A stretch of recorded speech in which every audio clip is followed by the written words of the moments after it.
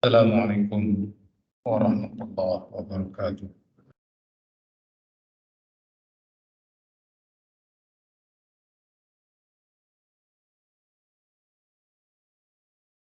Innal hamdalillah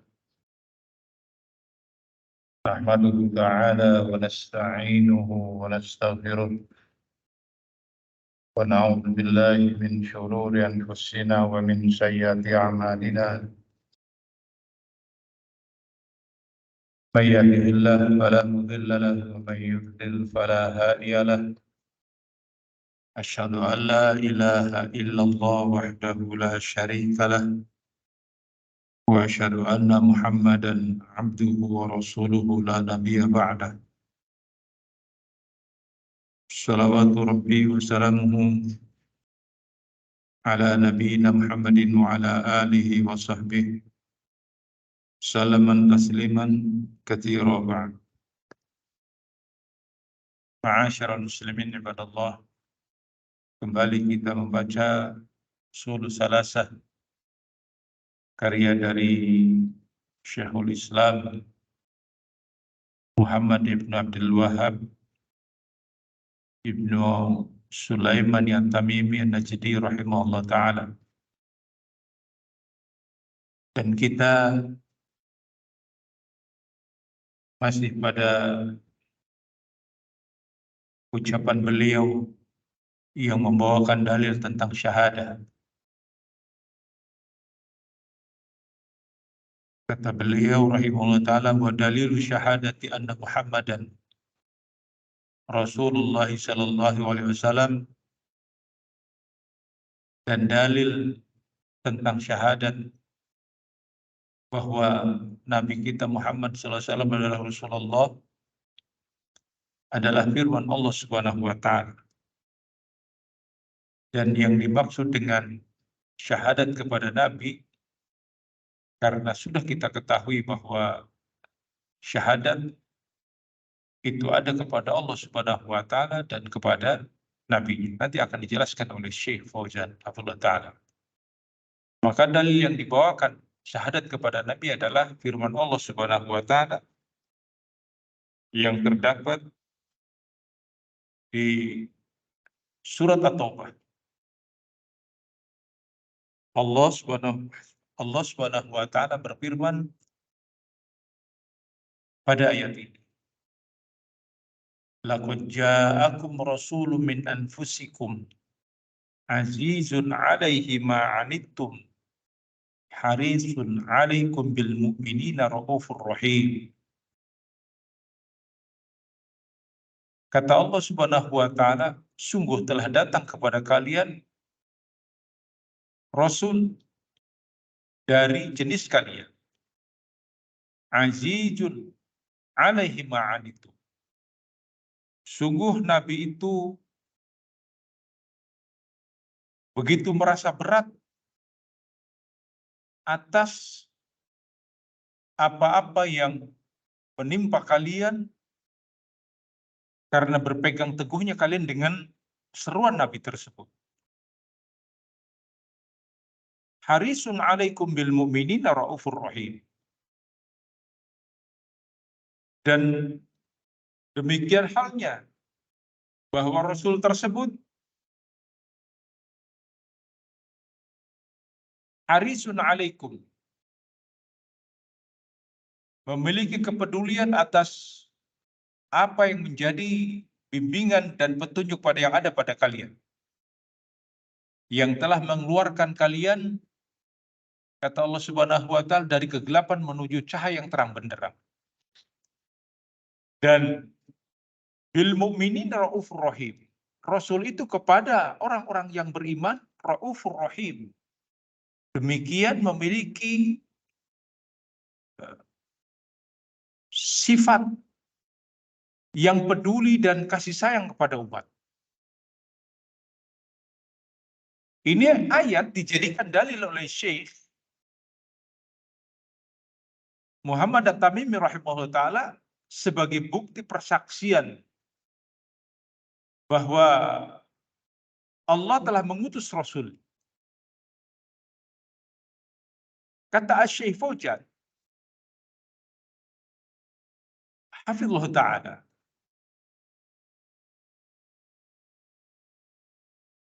ar-ruknul awwal, rukun yang pertama min arkanil Islam, ada dua jenis pada kedudukan. Ada dua hal.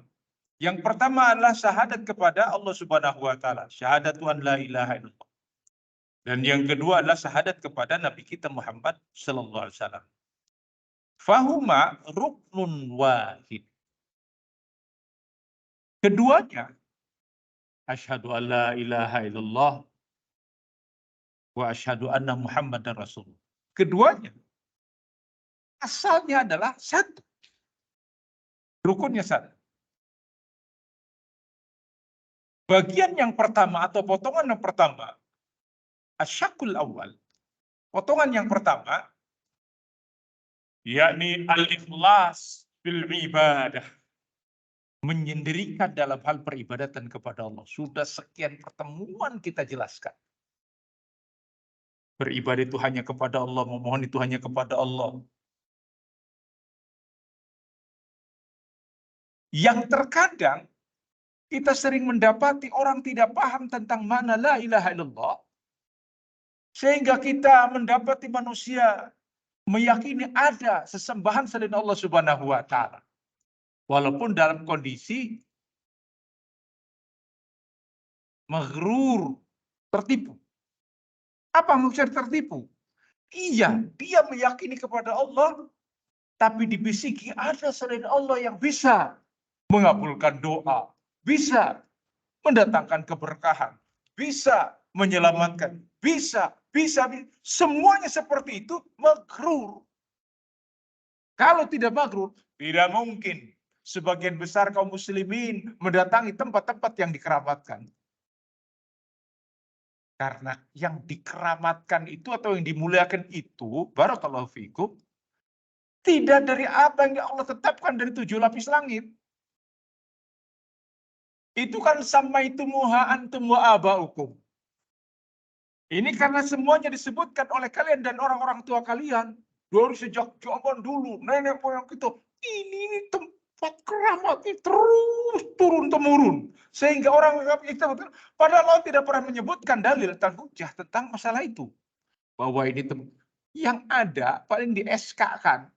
Surat keputusan wali kota, surat keputusan bupati, surat keputusan gubernur bahwa ini adalah demikian akan. Apakah Allah menyebutkan tidak? Maka selama Allah tidak menyebutkan sampai hari kiamat, maka tempat itu tidak bisa disebutkan sebagai sebuah tempat keramat. Tapi ketika Allah menyebutkannya, maka itulah atau melalui lisan Rasulnya alaihi wasallam. Sehingga wajar kalau orang kemudian bersedesakan untuk menuju raudhah. Iya kan? Iya, taman. Di antara taman-taman surga. Orang berdesakan, ya iya karena memang disebutkan oleh Nabi. Tidak aneh kalau orang berdesakan di multazam. Karena disebutkan dari lisan Rasulnya. Bukan orang sembarangan menyebut, tidak di-SK-kan. Tidak ada surat keputusan, tidak ada piagamnya, tapi memang sudah disebutkan itu multajam, raudhah, atau tempat-tempat apapun yang Allah sebutkan bahwa itu tempat keramat melalui lisan Rasulnya, maka kita katakan sampai hari kiamat akan menjadi tempat yang dikeramatkan. Dalam artian keramat itu karim, tempat yang mulia, memiliki kemuliaan, sehingga orang banyak berdoa di situ, banyak memohon di situ. Ini antara Hajar Aswad dengan Raudhah itu cuma sedepak kayak gini. Jadi kan pintu apa? Dimudahkan dengan ilmu. Maka siapapun yang ditarik garis lurus padanya, maka itulah masuk di Raudhah. Bayangkan ketika dibentangkan lurus. Alhamdulillah, pemerintah Saudi ya, yang Hadimul Haramain, yang menjaga 2 tempat suci itu pakai lampu. Ya kawan, oh, lampu yang merah itu persis ya lurusnya itu ke Multazam. Nah, dimudahkan sehingga orang tidak harus berdesakan di sana. Dia cukup dari jarak jauh pun sama. Semuanya ada bimbingan, ada ilmunya, ma'asyiral muslimin ibadallah. Sehingga tidak aneh kalau tempat tersebut orang banyak memohon, berdoa kepada Allah. Wajar. Kenapa? Ada turun ilmu, bimbingan. Itulah. Dan bukan sebuah kesyirikan kalau kita meminta di tempat tersebut. Siapa yang mengatakan kesyirikan? Tidak. Tapi lain perkaranya ketika di tempat-tempat yang tidak Allah sebutkan. Walaupun semua manusia ya, bersepakat tentang masalah itu, maka tidak menjadi hujah, tidak menjadi dalil. Hakan. Demikianlah ma'asyarul muslimin ibadallah.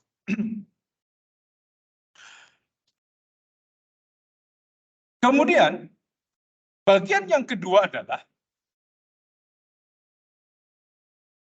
yakni mutaba'atul Rasul sallallahu alaihi wasallam. Mengikuti bimbingan Rasul sallallahu alaihi wasallam. Ini penting. Rukun pertama, menjadikan Allah satu-satunya zat yang kita ibadahi. Dan rukun yang kedua, menjadikan Nabi satu-satunya orang yang harus kita ikuti. Inilah yang dikatakan mutaba'atul Rasul, mengikuti Rasul. Maka, ma'asyarul muslimin ibadallah, perkara yang kedua ini termasuk yang rumit. Faktanya di tengah-tengah manusia. Sebab terjadi upaya-upaya untuk tidak menjadikan Rasulullah Sallallahu Alaihi Wasallam sebagai ikutan. Sebagaimana syaitan menyeru manusia tidak menjadikan Allah satu-satunya zat yang diibadahi. Ya, dengan was-wasnya, dengan bisikan-bisikannya, kata siapa? Nggak boleh. Ini juga orang soleh. Orang yang dulunya Masya Allah dekat dengan Allah Subhanahu Wa Taala. Maka kalian berdiri. Bayangkan, ada seseorang yang melakukan seperti itu. Orang yang ngerti dari sisi agama, mungkin dari paham dari sisi agama. Sampai rela untuk meninggalkan perkara yang wajib bagi dirinya. Dengan misalkan sholat dan ibadah. Hanya untuk mendapatkan sesuatu yang dia anggap, masih teranggap. Masih dianggap bahwa itu adalah bagian dari memuliakan. Memuliakan ulama. Bagian dari untuk mendekatkan diri mereka kepada Allah. Masih ada. Maka perkara pengikutan kepada Nabi pun itu banyak pula dibikin syubhat. Oleh karena itu ma'asyarul muslimin ibadallah, ini rukun. Tidak boleh sembarangan dan jangan main-main dalam perkara ini. Karena ini termasuk rukun. 2 syahadat kepada Allah dan kepada Rasul. Jika salah satunya dicederai, maka akan rusak syahadat kita, persaksian kita. Kalau kepada Allah sudah sekian lama kita jelaskan. Sekian pertemuan waktu mungkin tahun lah. Sekian tahun kita jelaskan. Dan penting terus tidak pernah bosan kita menjelaskan masalah ini. Karena sudah kita ketahui bersama. Rusak, salah, menyimpang, keliru dari sisi ini. Maka akan menyimpang semua apa-apa yang kita bangun atasnya. Nah termasuk di dalamnya adalah persaksian kepada Nabi kita Muhammad Sallallahu Alaihi Wasallam. Ma'asyarul muslimin ibadallah. Dalam hal pengikutan kepada Nabi, maka di antara makna ini adalah la matbu' bihaqqin illa Rasul alaihi salatu wassalam. Tidak ada yang berhak untuk diikuti melainkan Rasul sallallahu alaihi wasallam. Para ulama membangun prinsip ini agar Mereka semuanya punya keyakinan seperti itu di kalangan kaum muslimin wal muslimah. Apakah harga mati? Harga mati. Makanya jangan kemudian, oh ya kan masih banyak pilihan. Maksud banyak pilihan tuh, ya boleh juga kita mengikuti selain apa yang dibimbing oleh Nabi. Dianggapnya ini kebolehan dalam memilih. Tidak. Maka nali mu'minin wala mu'minatin idza qadallahu wa rasulahu amran ayyakuna lahumul khiyaratu min amri. Tidak sepantasnya bagi seorang mukmin laki-laki dan mukmin perempuan apabila Allah telah menetapkan dan Rasulnya telah menetapkan ada pilihan baginya. Ya. Ada pilihan lain bagi dirinya. Iya, betul. Ini dari Nabi. Bukankah yang terjadi di tengah-tengah masyarakat sudah gebiah-buyah, sudah umum? Apakah kita tinggalkan begitu saja? Itu kan kebaikan-kebaikan. Kearifan sosial. Oh, keren kan bahasanya? Keren. Kearifan sosial. Apa? Tidak bertentangan. Dianggapnya sesuatu yang tidak bertentangan. Nanti akan kita contohkan. Kalau sudah contohkan, kadang-kala lumayan nyubitnya itu. Maka jangan kasih contoh dulu. Biar nggak merempeng gitu. Intinya aja dulu. Ada penolakan kepada apa yang dibawa oleh Nabi. Dengan dalih bahwa ini kebaikan. Ini sesuatu hal yang sudah umum. Di tengah-tengah masyarakat. Maka sebagai seorang mukmin tidak boleh melakukan seperti itu. Maka nali mukminin wala mu'minatin idza qadallahu wa rasulahu amran ayyakuna lahumul khiyaratu min amri. Ada pilihan lain dalam urusan mencoba untuk mencari opsi-opsi lain, pilihan-pilihan lain, alternatif-alternatif lain. Tidak boleh seperti itu. Kalau sudah ditetapkan oleh Allah dan ditetapkan oleh Rasul. Kenapa? Karena yang datang dari Rasul alaihi wasallam bukan karepnya sendiri. Bukan suka-sukanya. Melainkan memang datangnya dari Allah Subhanahu wa taala. Oleh karena itulah kata Allah Subhanahu wa taala, "Wa ma atakumur rasul fakhudhu wa ma nahakum anhu fantahu." Apa yang datangnya dari Rasul, ambillah, dan apa yang dilarangnya, tinggalkan. Jadi ini kaidahnya dulu. Kita bangun prinsipnya dulu. Mindset kita tuh harus dibangun seperti itu. Jangan coba-coba berani untuk menolak apa yang datangnya dari Rasul atau mencari pilihan yang lain. Ini penting. Ketika kaidah ini ditanamkan pada diri kita, mindset ini sudah kita terapkan, maka segala sesuatunya diukur.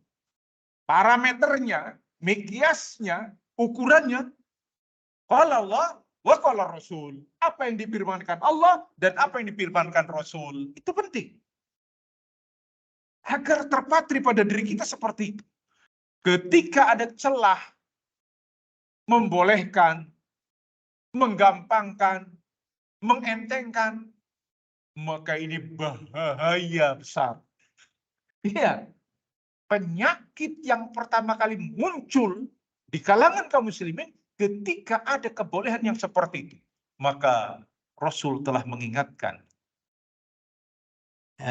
Rasulullah SAW telah mengingatkan. Juga peringatan dari Allah Subhanahu wa taala. Falyahdharil ladzina yukhalifuna an amrihi. Falyahdharil ladzina yukhalifuna an amrihi an tusibahum fitnah aw tusibahum adzabun alim. Maka hendaknya kalian merasa takut. Siapa yukhalifuna an amrihi, orang-orang yang menyelisih urusannya. Urusannya itu dikembalikan domirnya itu kepada siapa? Kepada Rasul. Semuanya para ahli mufassirin meyakini, penjelaskan, menetapkan pula bahwa yang dimaksud yukhalifuna amri, orang yang menyelisih urusannya yaitu urusan Rasul. Maka hendaknya diperingatkan, harus memiliki rasa takut. Orang-orang yang menyelisih apa yang telah datang dari Rasulnya. Terhadap apa? Terhadap ukubat yang Allah akan turunkan. Antusibahum fitnah. Akan terjadinya fitnah. Fitnah itu syar. Fitnah kejelekan yang dimaksud di sini. Fitnah kejelekan. Yang orang tanpa sadar ternyata banyak melakukan begini dan begitu. Ya. Bayangkan ketika ada satu ajaran yang demikian sesat pun ternyata di negeri ini banyak pengikutnya. Apakah itu hanya sekedar kebetulan saja? Bukan kebetulan. Itu adalah sesuatu yang nampak nyata. Disebabkan karena mereka tidak paham. Jauhnya dari bimbingan. Inilah fitnah yang harus kita hati-hati ma'asyiral muslimin ibadah. Ya, terjadi fitnah yang syar. Atau mereka akan ditimpa adab yang sangat pedih. Disebabkan karena penyelisihan kepada nabinya alaihi wassalam. Yang remeh aja, yang dianggapnya remeh, yang kecil. Ketika seseorang didapati makan dengan tangan kirinya, Rasulullah mengingatkan, ya fulan, makan dengan tangan kanan.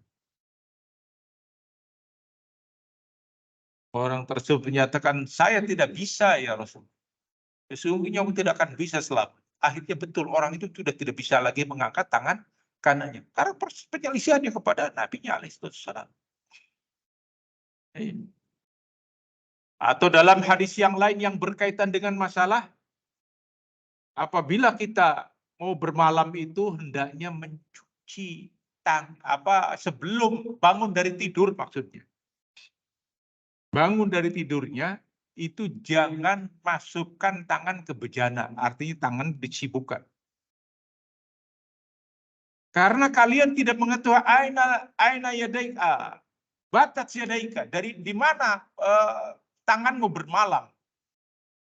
Rasul menyampaikan hadis ini. Kata orang tersebut, aku tahu di mana ya Rasulullah tidurku, tanganku bermalam. Maka diriwayatkan orang itu dalam keadaan bangun, tangannya itu sedang ada di duburnya. Ya. Makanya ketika bangun, kita ajari. Mulai dari diri kita, anak-anak kita, ketika kita mau bangun tidur itu, anak yang disuruh pegang makanan, atau megang ceduk air, dikobok lah bahasa sekarang di kita ini. Ya, tuangkan air, cuci tangan. Kalau anak itu masih kecil, masih ya anak mungkin 1-2 tahun yang senang bangun tidur, dia langsung minta biskuit atau minta makanan. Jangan dikasih dulu makan itu, cuci dulu tangannya. Satu contoh aja, dari kecil kita biasakan. Berapa banyak orang-orang yang bangun tidur langsung mungkin karena lapar langsung dia ambil makanan tanpa cuci tangan dulu. Rasul mengingatkan. Itu di bab-bab tentang masalah al-ghusl. Ya. Jadi mandi, tentang bab tentang mencuci tangan dan lain sebagainya. Itu dibiasakan kan anak-anak kita seperti itu. Cuci tangan dulu. Cuci dulu tangannya. Ini satu contoh. Nah, ketika ada penyelisihan seperti itu, nampak langsung ada. Mungkin orang-orang sekarang pada nantang, mana ada zaman sekarang. Ya akhi, barakallahu fikum. Kadang-kala azab itu tidak dalam bentuk langsung, mungkin dalam bentuk yang lain. Yang lebih mengerikannya adalah kedurhakaannya kepada Rasul alaihi wasallam dengan apa yang datang dari nabinya. Baik itu disadari atau tidak disadari. Baik itu dengan cara diilmui atau dengan karena kebodohan. Karena keikutan. Maka tidak boleh hal itu seperti terjadi pada kita. Ditanamkan. Kenapa? Karena kita begitu meyakini bahwa Rasul adalah ikutan buat kita. Ini harus dibangun mindset ini. Nabi adalah ikutan. Semua yang datang dari Nabi, ambil. Dan apa yang dilarangnya, maka tinggalkan.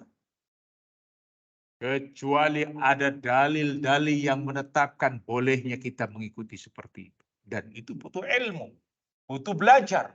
Orang nggak pernah belajar, nggak punya ilmu, nggak ngerti apa-apa, langsung bertetengan menyatakan bahwa ini tidak sesuai dengan sunnah Nabi. Bahwa ini adalah tidak demikian dan demikian.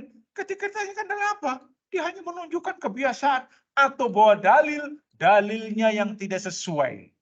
Dalilnya ada ayat Al-Quran, tapi bukan untuk diterapkan sebagaimana dimaukan. Itulah ma'asyiral muslimin ibadah. Jadi rukun itu adalah satu. Aslinya fahuma ruknun wahid.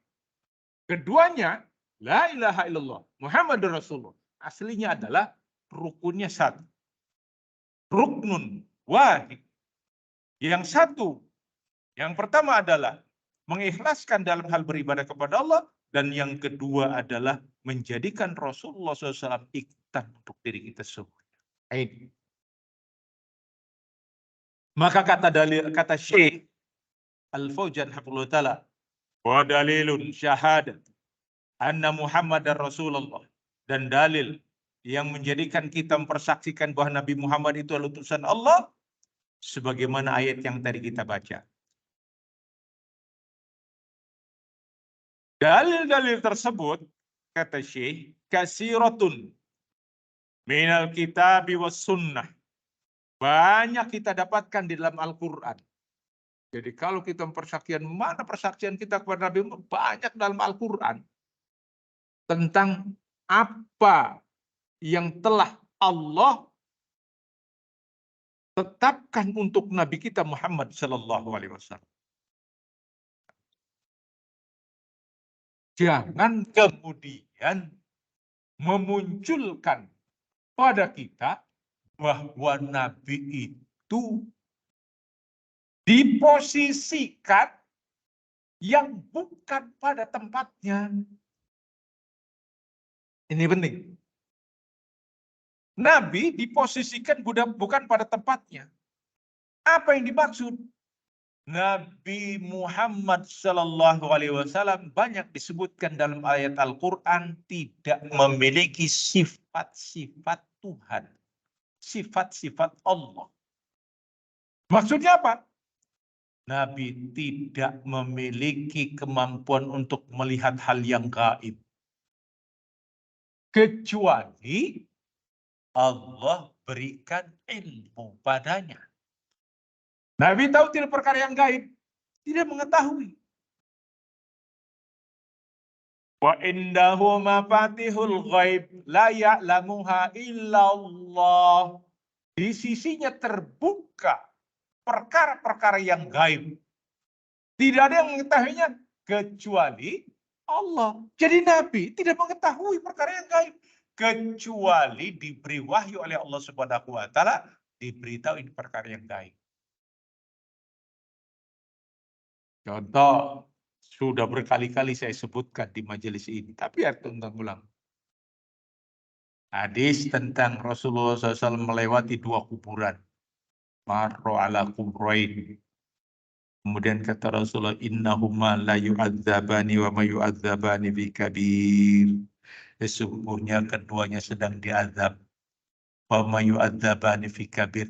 Tidaklah diazab kecuali perkara-perkara yang tidak berat untuk dia tinggalkan. Bukan perkara berat untuk yang dia tinggalkan.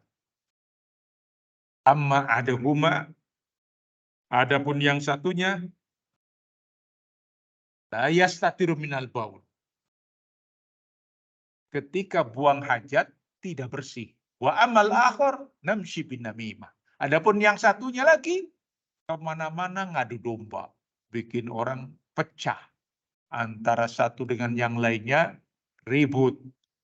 Ya, bertengkar. Akhirnya saling bermusuhan. Itu dibikin pecah belah. Namam. Makanya kata Rasulullah, namam la yadkhulul namam. Tidak la yadkhulul jannah namam. Tidak akan masuk surga namam.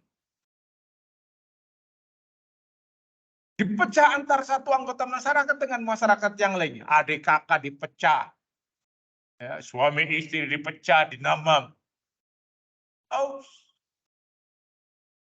ngerembet mulai ini. Yang aktif ngaji, taklim kesana sini, belajar tauhid, belajar sunnah, belajar salam.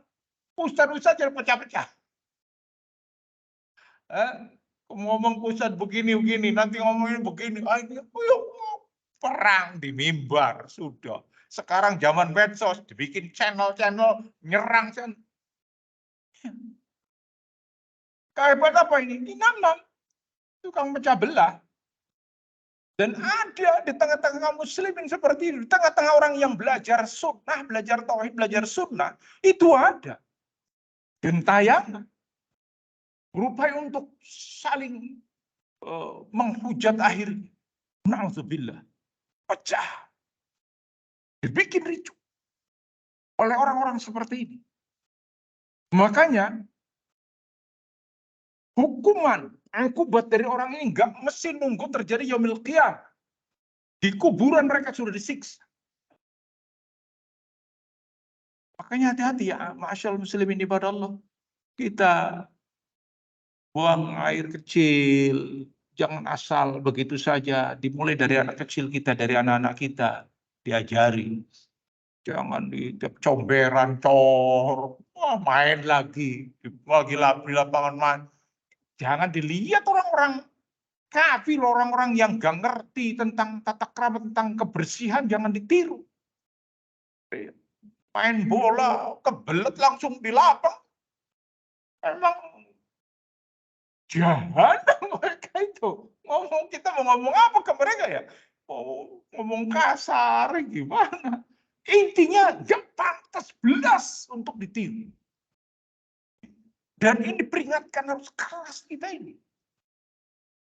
Tapi ya subhanallah, kasihan saudara-saudara kita kaum muslimin. Makanya butuh dakwah. Dakwah itu jangan terlalu macam-macam. Dakwah di tengah-tengah masyarakat yang kayak gini aja nggak paham ini. Mungkin di antara kita, keluarga kita, atau anak-anak kita masih kayak gitu. Pengennya waktu berkuasa, memiliki kedudukan, pengennya langsung menjadi penguasa negeri ini ya subhanallah. Ini aja masih PR ini masih berantakan kita ini. Coba itu lihat di penumpang-penumpang umum, sopir-sopirnya apa, wis komplit berhentikan, tarik rem tangan, buka pintu. Iya, istinja tidak? Tidak. Ini menghadapi hadis-hadis kayak gini. Penting kaum muslimin untuk diberi ilmu tentang masalah ini. Ini tugas kita semua, tugas para doa, tugas kaum muslim, bukan hanya sekedar ustadznya saja, tapi tugas kita semua saling mengingatkan tentang bahaya, ya, namam, dan juga bahaya seperti ini. Apalagi namam, waduh, ya, memecah belah, namimah itu mengerikan sekali. Dan itu perkara yang kita harus hati-hati. Makanya jangan sampai kita termasuk orang yang namam. Itu syaitan berupaya untuk menjadikan amalan ini sesuatu yang ringan dianggapnya. Senang, datang sini. Pengennya antum begini. Kenapa begini? Nanti kan yang datang lagi orang ini wah, di medsos, di grup-grup, di channel-channel, dibikin, dibongkar semuanya. Ya subhanallah, ada apa ini? Katanya itulah orang yang sedang belajar tentang tauhid, belajar tentang sunnah. Ini penyakit ininya nggak hilang. Penyakit ininya nggak hilang. Mengerikan. Duduk, belajar talim, mendekatkan diri kita kepada Allah, memiliki rasa takut yang khosyah kepada Allah. Bahwa kita akan menghadapi hal-hal yang seperti itu. Nggak nyadar itu mereka. Kita akan menghadapi seperti itu. Kalau terkena bahaya. Lebih-lebih lagi, namam atau namimah mengadu domba antara rakyat dan penguasa.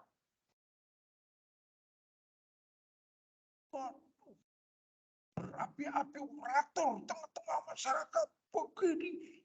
Oleh pemerintah kita tidak adil, begini, wah dihabisi semuanya. Akhirnya muncul apa? Pemerintah, rakyat benci kepada pemerintah. Nah, orang ini pun datang bosok pula. Oposan. Wah, sudah akhirnya naudzubillah. Di berbagai negara sudah terjadi. Ya, pemerintah yang punya senjata dan punya kekuasaan menghabisi itu rakyat-rakyat yang seperti itu. Akibat, nah orang yang ininya pergi sambil ngitung ngipit ini. Ngitung fulus saja. Wah, dapat berapa ini? Nah, iya. Seperti itu. Karena memang tidak ada perjuangan mereka lakukan seperti itu, kecuali kedudukan dunia dan harta. Cuan yang cari. Coba aja lihat. Makanya ada korlap-korlapnya. Pengalaman ini. Korlap-korlapnya itu ada. Orang kayak gitu. Dia dikorlap. Jadi korlap ini. Ya subhanallah. Antum pengen mengumpulkan orang untuk melakukan sesuatu yang istilahnya untuk kepada pemerintah. Pengen berapa orang? Ada sekarang ini perusahaannya. Lembaganya itu ada. Subhanallah. Luar biasa. Maka hanya dengan ilmu tentang masalah ini kita tahu. Maka Rasulullah SAW melewati tempat itu. Apakah Rasul tahu hal yang gaib? Kalau begitu tahu. Tidak semuanya, tidak setiap masuk kuburan. Emang Rasulullah SAW nggak pernah masuk kuburan? Nganter jenazah beliau.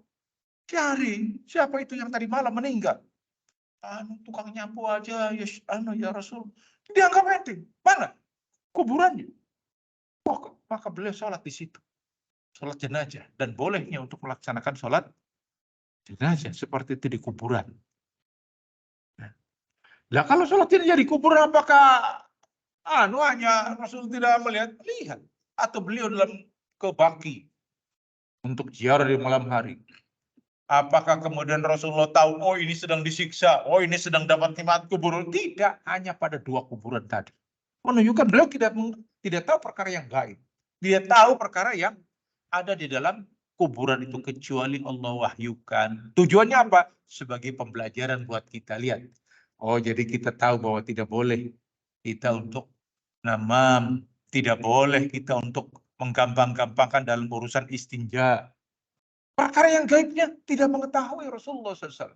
Sudah dijelaskan ya, di berbagai ayat di dalam Al-Quran. Akan tetapi ada orang yang coba untuk memaksa bahwa Rasulullah SAW tahu yang gaib. Mengetahui yang gaib. Ini bahaya. Kenapa? Karena mereka berkeyakinan pula bahwa Nabi itu mendapatkan wahyu dari Allah dan Nabi bisa untuk melakukan itu dan ini dan sesuai dengan mukjizat yang Allah berikan.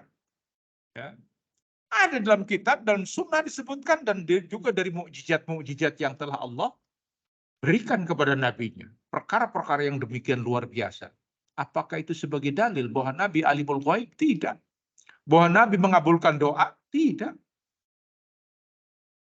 Bahkan Rasulullah SAW diperintahkan oleh Allah Subhanahu wa Ta'ala untuk mengingkari perbuatan tersebut. Wala amlikul nafsin dhurran wala naf'a. Katakanlah Muhammad SAW bahwa aku tidak memiliki kuasa, tidak memiliki kemampuan untuk bisa menolak bencana, menolak kejelekan, atau bisa mendatangkan kebaikan. Itu Rasul. Rasul begini, Rasul begitu, tahu. Iya, karena ada wahyu. Ketika wahyu tidak datang, maka Rasulullah SAW tidak mengetahui. Rasulullah SAW diberitahu oleh Allah Subhanahu wa Ta'ala tentang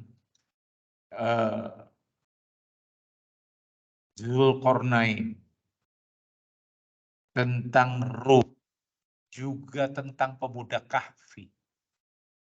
Ketika ditanyakan kepada Nabi, berapa lama pemuda Kahfi itu ditidurkan? Apakah Rasul menjawab? Tidak. Besok kalian datang kepadaku. Ketika besoknya datang, kaum musyrikin, orang-orang kafir kepada Rasul, ternyata wahyu belum juga turun. Mana yang tak? Besok. Tapi besok lagi, besok sampai sekian lama ini tidak turun, maka Rasul gelisah. Ya, orang-orang pun sudah mulai menyatakan ini bukan Nabi, buktinya tidak bisa jawab. Maka Allah turunkan ayat tentang surat Al-Kahfi, akan tetapi diingatkan dulu tentang tidak bolehnya mengucapkan saya akan melakukannya besok. Wala taqulanna li syai'in inni fa'ilun dzalika ghadan illa ayyasha Allah. Itu lihat. Dijawab, tapi diingatkan dulu. Jangan engkau mengatakan bahwa akan melakukannya besok, kecuali kau dengan menyebutkan insya Allah. Itu Rasul alaihi wasallam. Ya, Allah memberikan tarbiyah yang demikian luar biasa kepada Nabi. Juga untuk kita semuanya. Menunjukkan bahwa Nabi tidak kuasa, tidak mengerti perkara yang gaib. Bukan apa ini? Jawab langsung, tidak. Turun dulu nunggu wahyu. Menunjukkan demikianlah keadaan Rasul. Lah, sekarang ada orang yang coba untuk memaksa, mengubah pemahaman yang seperti ini, agar kita yakin bahwa Nabi itu alimul ghaib. Bahwa Nabi itu bisa mencela putra dan bisa mencela putri. Bahwa Nabi itu bisa kemana-mana pergi ketika disebutkan nama-namanya dan dipuji nama-namanya.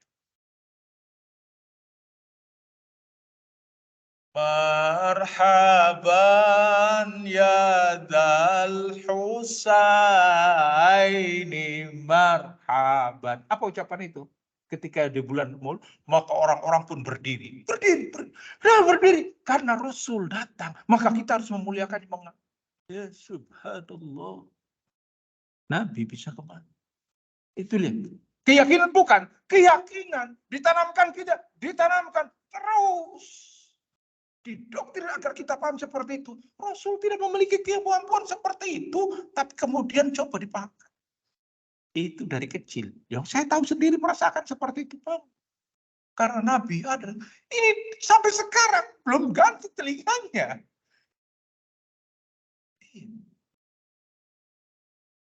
Akhirnya apa? Keyakinan itu terus ada. Tambahkan lagi. Demikianlah ma'asyar muslimin. Nabi sebagai penyebab terciptanya alam semesta dengan nur Muhammadnya. Keyakinan itu ada di tengah-tengah masyarakat kita, di tengah-tengah kaum muslimin. Memposisikan Nabi melampaui batas. Makanya kenapa di dalam syahadat, di dalam sholat, tasyahud itu, ada syahadat dari beberapa riwayat, sebagaimana disebutkan Syekh Albani rahimahullah tadi dalam sifat sholat Nabi. Ada sahabat-sahabat ini. Nah, syahadat, tasyahud, dikatakan Syekh rahimahullah ta'ala, yang akrab bila sunnah, yang lebih dekat kepada sunnah dan lebih sahih dari sekian banyak riwayat tentang tasyahud itu adalah tasyahudnya Abdullah bin Mas'ud. Yang ketika bersyahadat itu mengucapkan asyhadu alla ilaha illallah wa asyhadu anna Muhammadan abduhu wa rasul. Wa asyhadu anna Muhammadan abduhu wa rasul. Dan aku bersaksi bahwa Nabi Muhammad itu adalah Rasul, hambanya dan Rasul. Abduhu wa Rasul.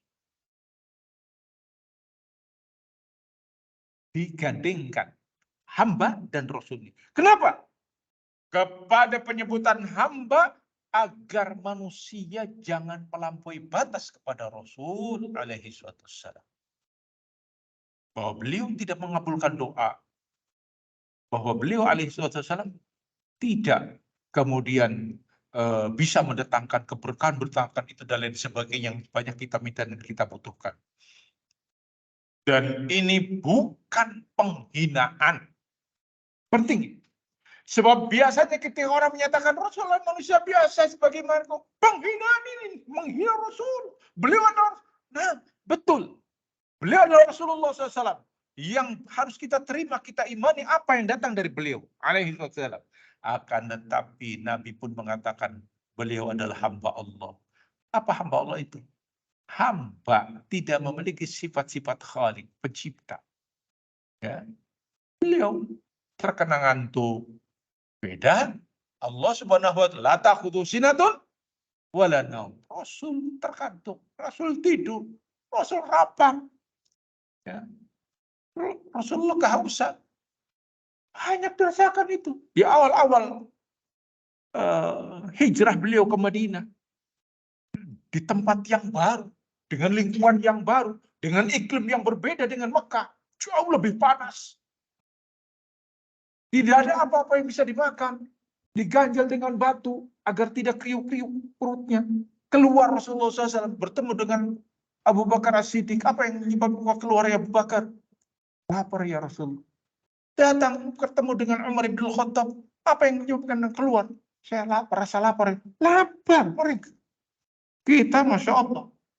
Adem ngaji kayak gini.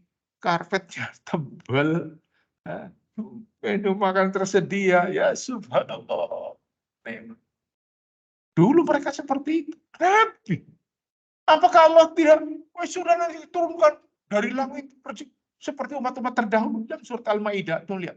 Bagaimana hidangan yang Allah turunkan. Apa Rasul seperti itu minta? Bisa jadi, tapi kenapa Rasul untuk mentarbiah kita semuanya? Tidak memposisikan beliau melampaui batas. Insya Allah akan kita lanjutkan pada pertemuan yang akan datang. Sepertinya ada hal yang perlu untuk kita, yakni perkaya kembali tentang masalah ini. Karena ini sangat penting untuk kita semuanya. Wallahu a'lam bishawab. Wassallallahu ala nabiyina Muhammadin wa ala alihi wasallam tasliman katsir wa akhiru da'wana alhamdulillahirabbil alamin. Subhanallahi bihamdika asyhadu an la ilaha illa anta astaghfiruka. Assalamualaikum.